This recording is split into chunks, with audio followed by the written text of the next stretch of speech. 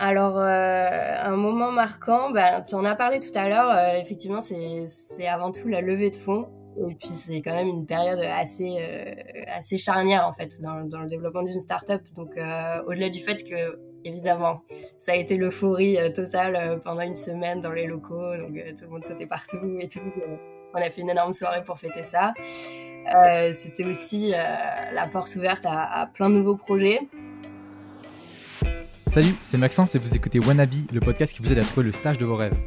Chaque semaine, je rencontre un stagiaire pour avoir des insights sur son quotidien, ses missions, le recrutement et l'ambiance dans son stage. Je vous souhaite une bonne écoute et bienvenue dans Wannabe.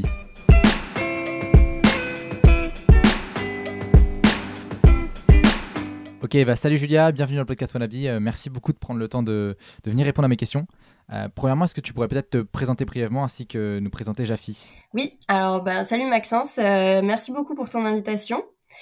Donc en effet, je m'appelle Julia, à la base j'ai une formation d'ingénieur en agronomie, suite à quoi j'ai travaillé 2 ans pour un établissement du ministère de l'Agriculture.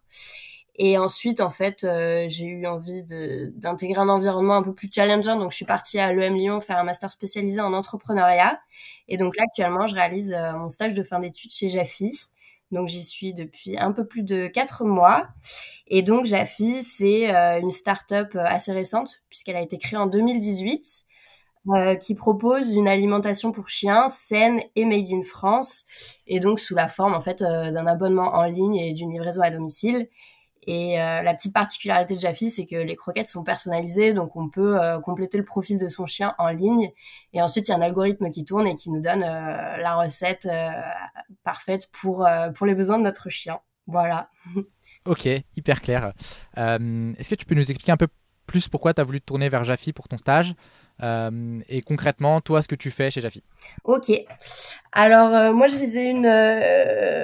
C'est vrai que j'ai pas précisé, donc moi je fais un stage en opération, et donc je visais une start-up assez récente où tout bouge très vite, où tous les process sont pas définitivement ficelés, et où, en fait où il y a encore beaucoup de liens entre les différents pôles, justement pour avoir une vision un peu globale d'une start-up à ses débuts. Et donc ça, c'était mon critère numéro 1. Et mon critère numéro 2, assez important aussi, c'était l'ambiance, puisque j'ai eu la chance, en fait, de pouvoir échanger avec plein d'anciens stagiaires, des personnes qui connaissaient soit des employés, soit les fondateurs, donc de près ou de loin. Et tous les retours que j'avais eus, c'était voilà, que chez Jafi, il y a une super bonne ambiance, c'est assez festif, il y a beaucoup d'animations, donc des chiens qui se baladent dans les bureaux, etc. Et donc, ensuite, pourquoi les opérations? C'est parce que ça me permettait à la fois de valoriser mon profil d'ingénieur, donc qui était très axé sur les tâches d'analyse, et voilà aussi mon profil école de commerce, donc qui est assez récent, donc sur des tâches plus de négo, etc. Et donc effectivement, aux opérations, en fait, il y a trois missions principales. Donc d'abord la supply chain. Donc en l'occurrence, moi actuellement, je gère quasiment toute seule la supply chain pour la partie alimentaire.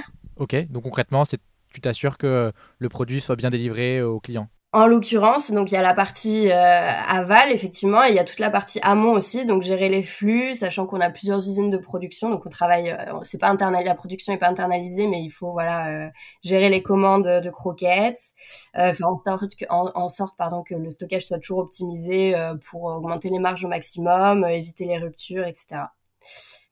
Voilà, donc ça c'est pour la première partie. Ensuite, il y a une partie data, où là, il faut vraiment faire parler nos bases de données pour améliorer nos process. Donc identifier des nouvelles stratégies, mettre en place des nouveaux KPI. Donc par exemple, ça peut être calculer quels sont les influenceurs les plus performants, quels sont les types de clients qui sont les plus à même de rester abonnés le plus longtemps en fonction de leur profil, etc. Donc ça, c'est énormément d'Excel. Voilà. Et ensuite, un dernier, donc il y a la partie achat, où donc là, il faut chercher de nouveaux fournisseurs pour, par exemple, les goodies, acheter du matériel pour automatiser la production, négocier les contrats avec les fournisseurs, etc. Donc ça, je le gère moins personnellement, mais ça fait partie du boulot. Ok, donc globalement, tu as 3 missions un peu principales. Comment est-ce que ces missions elles s'articulent dans une semaine ? Est-ce que c'est très segmenté ou est-ce que tu fais un peu de tout dans la journée ? Est-ce que tu peux rentrer un peu dans ton day-to-day chez Jafi ? Ouais, tout à fait. Alors effectivement, c'est assez, ça se mélange un peu en fonction des journées. Qu'est-ce que je peux dire? Bah déjà, il faut savoir qu'il y a énormément d'Excel. Donc, tant pour les tâches d'analyse que pour la supply, puisqu'actuellement, on n'a pas de logiciel qui nous permet d'automatiser tout ça.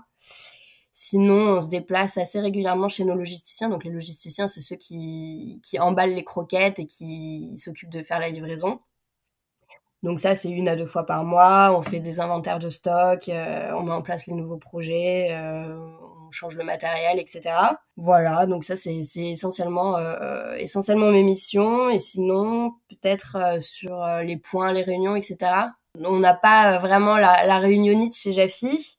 Il y a voilà, toutes les semaines il y a un point, donc soit un point individuel avec mon boss, donc Clément, qui est le COO, ou alors un point d'équipe avec toutes les opérations. Donc on est 4, donc Clément qui est le COO, Pierre qui est en CDI, et ensuite on est 2 stagiaires. Voilà, donc ça c'est 1 fois par semaine. Et sinon 1 fois par mois on a un point avec les cofondateurs, un point avec toute la boîte, et les cofondateurs nous expliquent en fait voilà, les objectifs et les résultats, et ils essaient vraiment d'être le plus transparent possible. Ok, trop cool. Donc là, j'imagine que au dernier point, vous avez parlé de la levée de fonds récente, je crois, de Jafi. Exactement. Tout à fait, oui.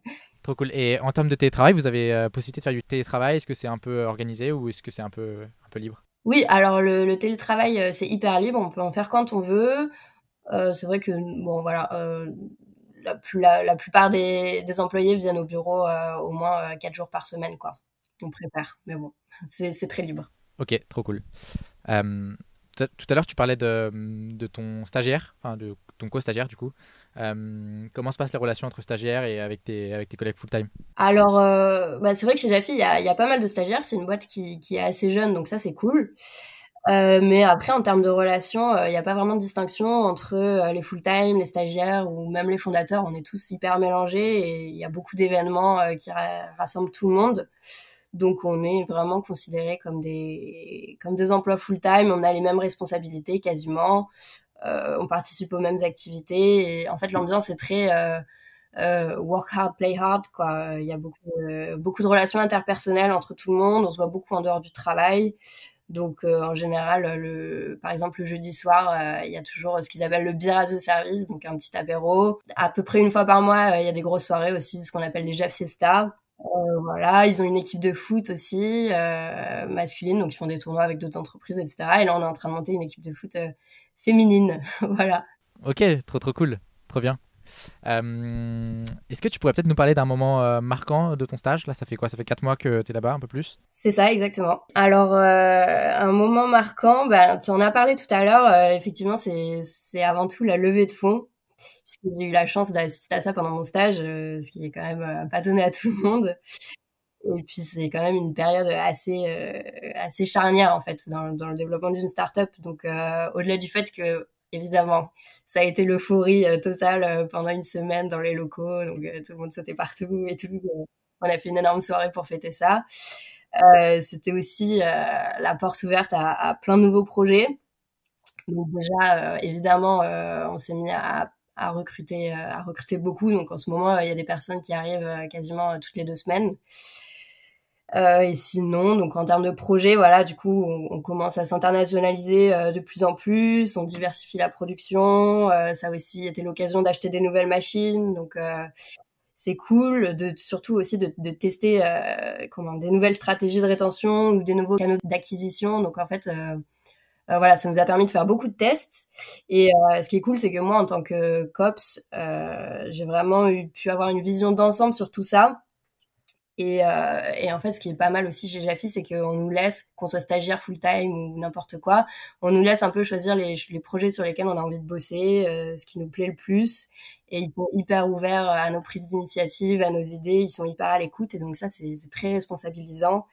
Et surtout, ça permet vraiment de créer du lien entre les différents pôles, puisque c'est des projets qui sont un peu à l'échelle de la start-up. Et donc, voilà, c'est des projets qui permettent d'inclure tout le monde, quoi. Ok, waouh, trop trop cool. Trop bien. Qu'est-ce que tu penses apprendre pendant ce stage? Tout à l'heure, tu parlais d'Excel, du coup, j'imagine que tu as pas mal pratiqué et progressé. Est-ce que tu as d'autres apprentissages qui te viennent en tête? Ouais, ouais, tout à fait. Alors effectivement, d'un point de vue hard skills, il y a Excel où voilà, j'avais déjà pas mal touché à Excel avant, mais là, je le maîtrise vraiment bien. J'ai appris le langage SQL aussi, accessoirement, c'est assez utile. Et puis voilà, tout un tas de logiciels, par exemple le logiciel Tableau, des choses comme ça. Après, sur la partie supply, moi j'en avais jamais fait, donc j'ai un peu tout découvert, et notamment toute la terminologie qui va avec. Ça, c'est cool. Et puis pour l'aspect un peu plus soft skills, moi à terme, donc mon objectif c'est de monter ma boîte, et donc ça m'a vraiment permis de voir de l'intérieur comment ça se passe en termes dans une startup, ou en termes de management, de stratégie, etc. Gestion de la croissance. Voilà, c'est ça. Quels sont les facteurs un peu de réussite, et donc notamment le fait de tester, des choses comme ça, quoi. Ok, trop cool, du coup, plutôt formateur comme stage. Est-ce qu'on peut revenir un peu sur le process de recrutement? Concrètement, comment tu as eu ton stage? Comment s'est déroulé tout le process? Je sais pas, où est-ce que tu as postulé? Combien tu as eu de tours? Quelles questions tu as pu avoir aux différents entretiens? Est-ce que tu peux rentrer un peu dans le vif du sujet? Alors, donc moi j'étais tombée sur l'offre un peu par hasard sur Welcome to the Jungle. Donc j'ai postulé par ce biais-là. J'ai eu 3 entretiens, donc d'abord avec François, donc qui est un des cofondateurs, où là je pense qu'il voulait surtout se faire une idée de ma motivation et de ma personnalité, voir si c'était raccord avec un peu les valeurs de la boîte. Donc assez rapide. Ensuite j'ai eu un entretien avec Clément, donc le CEO, où là il m'a bien expliqué dans le détail les missions des opérations. Et il m'a posé vraiment toutes les questions hyper classiques. Pourquoi Jafi, pourquoi les opérations, voilà. Et ensuite, en dernier, j'ai eu un entretien donc avec Pierre, qui à l'époque était stagiaire et qui maintenant est en full-time dans la boîte, et qui m'a donné une petite étude de cas à faire sur Excel, mais pareil, hyper classique. Il m'a donné en fait un extrait d'une base de données. Et voilà, il fallait faire des tableaux croisés dynamiques, vraiment maîtriser les trucs de base, nom de si ensemble, recherche V. Alors moi, en l'occurrence, j'avais fait un MOOC juste avant pour un MOOC sur l'analyse de données, quoi, pour me mettre à jour. Voilà, mais globalement hyper classique, quoi, comme process. Ok, donc tu as vu 3 personnes et tu as eu un petit cas, quoi. Voilà, c'est ça. Ok, trop cool. Du coup, là, au regard de tes 4 mois d'expérience chez Jafi en Ops, quel serait toi ton meilleur conseil pour faire un stage en Ops en général? Est-ce que tu penses qu'il y a des prérequis nécessaires? Tu parlais justement d'Excel et du fait que tu aies fait un petit MOOC avant et qui t'a bien servi du coup. Est-ce que tu penses que c'est quelque chose qu'il faut faire? Est-ce que tu penses qu'il faut avoir une bonne maîtrise d'Excel avant de postuler un stage en Ops? Oui, tout à fait. Alors, effectivement, c'est un prérequis Excel. Après, bon, on apprend aussi sur le tas, donc il faut savoir, voilà, les formules de base, les tableaux croisés dynamiques. Mais sinon, on apprend vraiment sur le tas. Sinon, donc il y a un peu de négo. En l'occurrence, moi, j'en avais jamais fait, mais si les personnes qui postulent peuvent mettre en évidence les expériences de négo qu'elles ont, c'est tout bénef. Voilà, et vraiment surtout mettre en évidence le fait que vous avez un esprit analytique, quoi, que vous avez déjà eu à manipuler des gros volumes de données, que vous avez déjà eu à faire preuve de débrouillardise, d'organisation, etc.